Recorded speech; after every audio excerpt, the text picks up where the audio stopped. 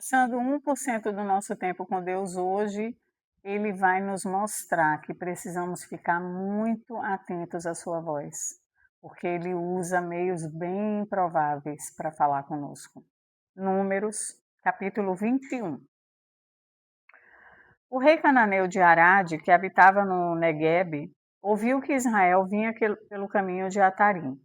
Ele atacou os israelitas e levou alguns deles cativos. Então Israel fez um voto ao Senhor, dizendo: Se de fato entregares este povo nas minhas mãos, destruirei totalmente as suas cidades.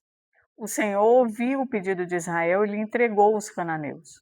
Os israelitas os destruíram totalmente, tanto eles como as suas cidades, e aquele lugar foi chamado de Horma. Então os israelitas partiram do Monte Or, pelo caminho do Mar Vermelho, para rodear a terra de Edom. Mas o povo se tornou impaciente no caminho e falou contra Deus e contra Moisés, dizendo: Por que vocês nos tiraram do Egito? Para que morramos nesse deserto, onde não há pão nem água? Já estamos enjoados dessa comida ruim.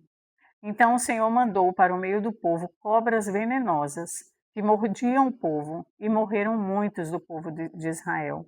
Então o povo foi a Moisés e disse: Nós pecamos, porque falamos contra o Senhor, contra o Senhor Deus e contra você. Ore ao Senhor pedindo que tire de nós as cobras.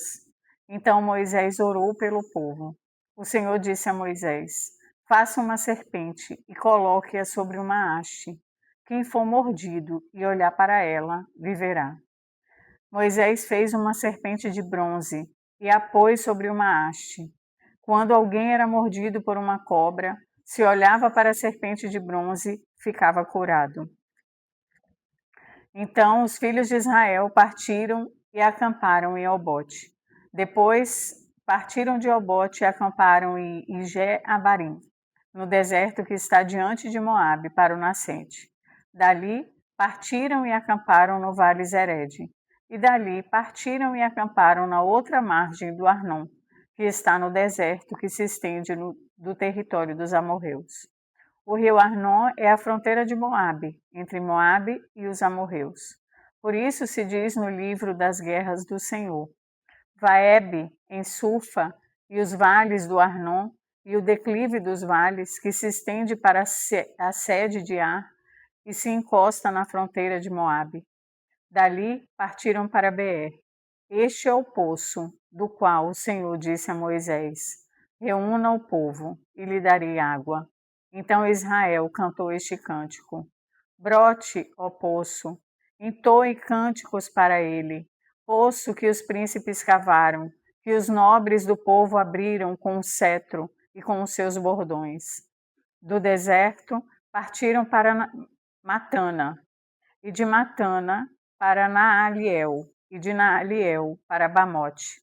De Bamote ao vale que está no campo de Moabe, no alto do monte Pisga, que olha para o deserto. Então Israel mandou mensageiros a Seom, rei dos amorreus, dizendo: Deixe-nos passar pela sua terra. Não nos desviaremos pelos campos nem pelas vinhas. As águas dos poços não beberemos. Iremos pela estrada real até que tenhamos passado pelo seu país. Porém, Seom não deixou Israel passar pelo seu país. Pelo contrário, reuniu todo o seu povo e saiu ao encontro de Israel no deserto. Veio até Jaza e lutou contra Israel. Mas Israel o matou a fio de espada e tomou posse da sua terra, desde o Arnon até o Jaboque, até os filhos de Amon, cuja fronteira era fortificada. Assim, Israel tomou todas essas cidades dos amorreus e habitou em todas elas, em Esbom e em todas as suas aldeias, porque Esbom era a cidade de Seom, rei dos amorreus, que tinha lutado contra o antigo rei dos moabitas, de cuja mão havia tomado toda a sua terra até o Arnon. Por isso os poetas dizem: Venha a Esbom e edifique-se, estabeleça a cidade de Seom, porque fogo saiu de Esbom e chama da cidade de Seom, e consumiu Ar de Moabe e os senhores dos altos de Arnon. Ai de vocês, Moabe, você está perdido. povo de Quemos entregou seus filhos como fugitivos e suas filhas como cativas a Seom, rei dos amorreus. Nós os ferimos com flechas, estão destruídos, desde Esbom até Dibom, e o assolamos até Nofa, e com fogo até Medeba. Assim, Israel habitou na terra dos amorreus. Depois Moisés mandou espiar a cidade de Jazer. Tomaram as suas aldeias e expulsaram os amorreus que estavam ali. Então voltaram e subiram o caminho de Bazã. E Og, rei de Bazã, saiu contra eles, ele e todo o seu povo, para atacá-los em Edrei. O Senhor disse a Moisés: Não tenha medo dele, porque eu o entreguei na sua mão, junto com todo o povo e a terra dele. E você fará com ele como fez com Seom, rei dos amorreus, que habitava em Esbom. De tal maneira o derrotaram, a ele, a seus filhos e a todo o seu povo, que nenhum deles escapou, e tomaram posse da terra dele. Eu não sei se vocês estão lembrados, mas o apóstolo João lembra dessa passagem no seu evangelho da serpente de bronze, chamando Jesus, fazendo uma analogia com Jesus, que ele agora é a serpente de bronze, aquele para quem nós podemos olhar e sermos curados. Aqui nessa passagem, eu acho muito interessante a ironia de Deus. O povo, mais uma vez reclamando, mais uma vez sofrendo a consequência da sua desobediência, da sua murmuração. Para castigá-lo, Deus manda serpentes. O povo está morrendo. E aí, no clamor deles, e Santo Moisés, hein? Eu quero ser parecida com Moisés na minha casa, na minha igreja, aquele cheio de misericórdia e sempre clamando por aqueles que não merecem, que estão tão distantes de Deus.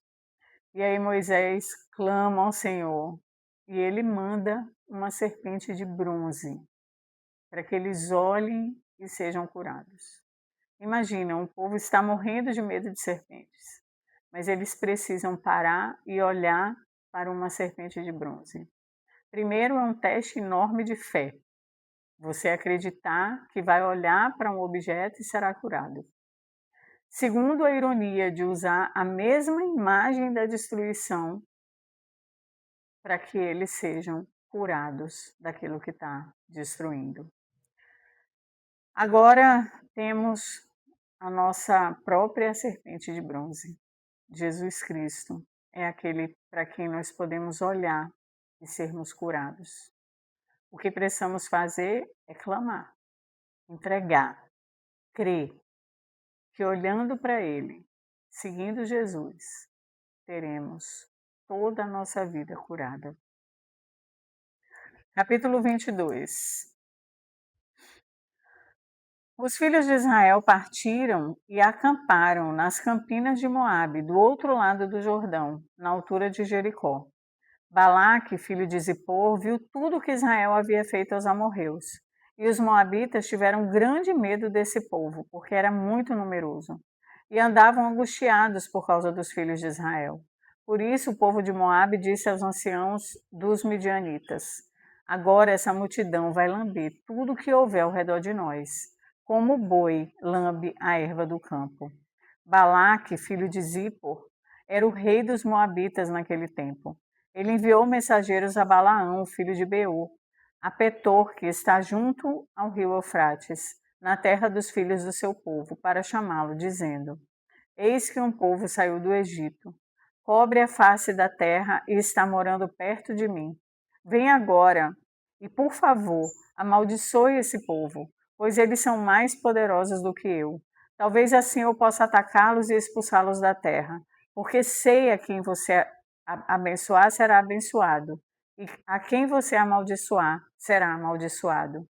Então, os anciãos dos moabitas e os anciãos dos midianitas foram, levando consigo dinheiro para pagar os encantamentos. Chegaram ao lugar onde Balaão estava e lhe transmitiram as palavras de Balaque. Balaão lhes disse: Fiquem aqui essa noite e lhes trarei a resposta como o Senhor me falar. Então os chefes dos moabitas ficaram com Balaão. Deus veio a Balaão e perguntou: Quem são esses homens que estão com você? Balaão respondeu: Balaque, rei dos moabitas, filho de Zippor, enviou esses homens para que me dissessem: Eis que o povo que saiu do Egito cobre a face da terra. Vem agora e amaldiçoe este povo. Talvez eu possa combatê-lo e expulsá-lo daqui. Então Deus disse a Balaão: Não vá com eles, nem amaldiçoe o povo, porque é povo abençoado. Na manhã seguinte, Balaão se levantou e disse aos chefes de Balaque: Voltem para sua terra, porque o Senhor não me deixa ir com vocês. Então os chefes dos moabitas se levantaram, foram a Balaque e disseram: Balaão se recusou a vir conosco. De novo, Balaque enviou chefes, em maior número e mais honrados do que os primeiros. Eles chegaram a Balaão e lhe disseram: Assim diz Balaque, filho de Zippor: Peço-lhe que não se demore em vir até aqui, porque eu o cobrirei de honras e farei tudo o que você me disser. Venha, pois, e por favor, amaldiçoe este povo. Balaão respondeu aos oficiais de Balaque: Ainda que Balaque me desse a sua casa cheia de prata e ouro, eu não poderia transgredir o mandado do Senhor, meu Deus, para fazer coisa pequena ou grande. Agora peço que fiquem aqui também esta noite, para que eu saiba o que mais o Senhor me dirá. De noite o Senhor veio a Balaão e lhe disse: Como aqueles homens vieram chamá-lo? Levante-se e vá com eles, mas faça apenas o que eu lhe disser. Balaão levantou-se pela manhã, preparou sua jumenta e partiu com os chefes de Moabe. Mas acendeu-se a ira de Deus, porque Balaão foi, e o anjo do Senhor se pôs por adversário no caminho dele. Ora, Balaão ia montando na sua jumenta, a 2 de seus servos e 2 de seus servos iam com ele. A jumenta viu o anjo do Senhor parado no caminho, com sua espada na mão. Por isso a jumenta se desviou do caminho, indo pelo campo. Então Balaão espancou a jumenta para fazê-la voltar ao caminho. Mas o anjo do Senhor pôs-se no caminho estreito entre as vinhas, havendo muro dos 2 lados. Quando a jumenta viu o anjo do Senhor, encostou-se no muro e apertou o pé de Balaão contra ele. Por isso Balaão tornou a espancá-la. Então o anjo do Senhor passou mais adiante e pôs-se num lugar estreito, onde não havia caminho para se desviar, nem para a direita nem para a esquerda. Quando a jumenta viu o anjo do Senhor, deixou-se cair debaixo de Balaão. Balaão ficou irado e espancou a jumenta com uma vara. Então o Senhor fez a jumenta falar, e ela disse a Balaão: O que foi que eu fiz a você para que você me espancasse já 3 vezes? Balaão respondeu à jumenta: Foi porque você zombou de mim. Se eu tivesse uma espada na mão, mataria você agora mesmo. A jumenta disse a Balaão: Não é verdade que eu sou a sua jumenta, em que você tem montado toda a sua vida até hoje? Será que tem sido meu costume fazer isso com você? Ele respondeu: Não. Então o Senhor abriu os olhos de Balaão e ele viu o anjo do Senhor que estava no caminho, com a sua espada desembainhada na mão. Por isso, Balaão inclinou a cabeça e se prostrou com o rosto em terra. Então o anjo do Senhor disse: Por que você já espancou a sua jumenta 3 vezes? Eis que eu saí para ser o seu adversário, porque o seu caminho é perverso diante de mim. A jumenta me viu e já 3 vezes se desviou de mim. Se ela não tivesse se desviado, eu teria matado você e teria a deixado com vida.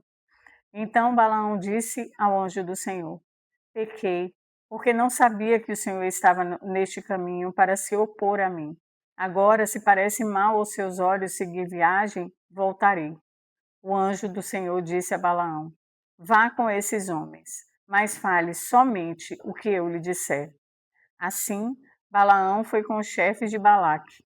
Quando Balaque ouviu que Balaão havia chegado, foi ao encontro dele até a cidade de Moabe, que está nos confins de Arnon e na fronteira extrema. Balaque perguntou a Balaão: Por acaso não mandei mensageiros para chamá-lo? Por que não veio até aqui? Será que não posso, de fato, cobrir você de honrarias? Balaão respondeu a Balaque: Eis que estou aqui diante de você. Mas será que poderei agora falar alguma coisa? A palavra que Deus puser na minha boca, essa falarei. Balaão foi com Balaque e chegaram a Quiriate Uzote. Então Balaque santificou bois e ovelhas e enviou uma parte da carne a Balaão e aos chefes que estavam com ele.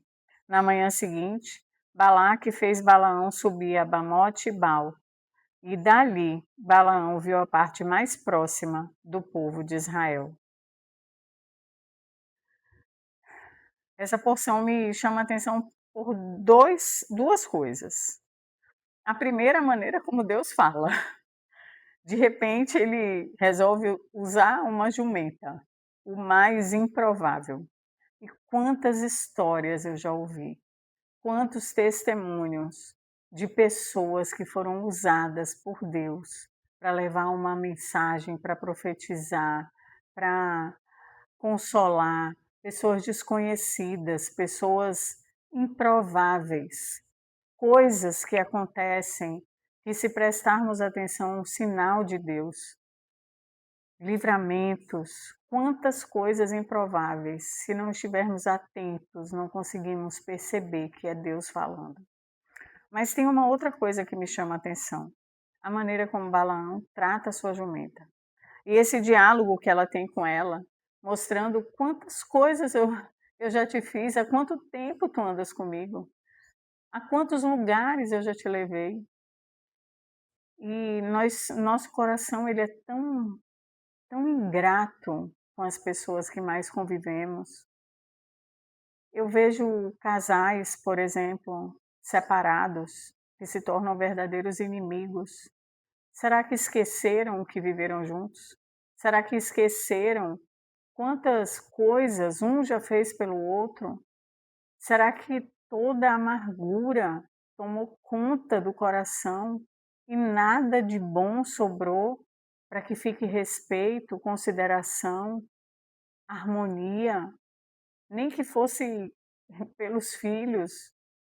Quantas vezes no trabalho, em antigos empregos ou empresas, que olhamos para trás com tanta amargura, com tanta insatisfação, com tanto desprezo, e esquecemos o quanto aquele lugar já foi bênção nas nossas vidas, o quanto colocamos o nosso pão na mesa por causa daquele tempo, amigos, pessoas que nos decepcionam e que de repente tudo o que foi vivido perde o valor por causa de um erro, por causa de um vacilo, às vezes até grave, mas por causa de algo específico, toda uma vida é esquecida.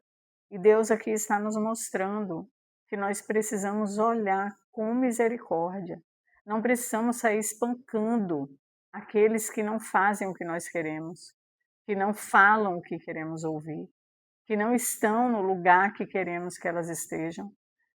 Ele está nos fazendo um convite: pare de espancar esses que andam com você, que já lhe serviram um dia, que já comungaram com você em algo, seja um amigo, um cônjuge, um trabalho, um amigo de trabalho, um familiar.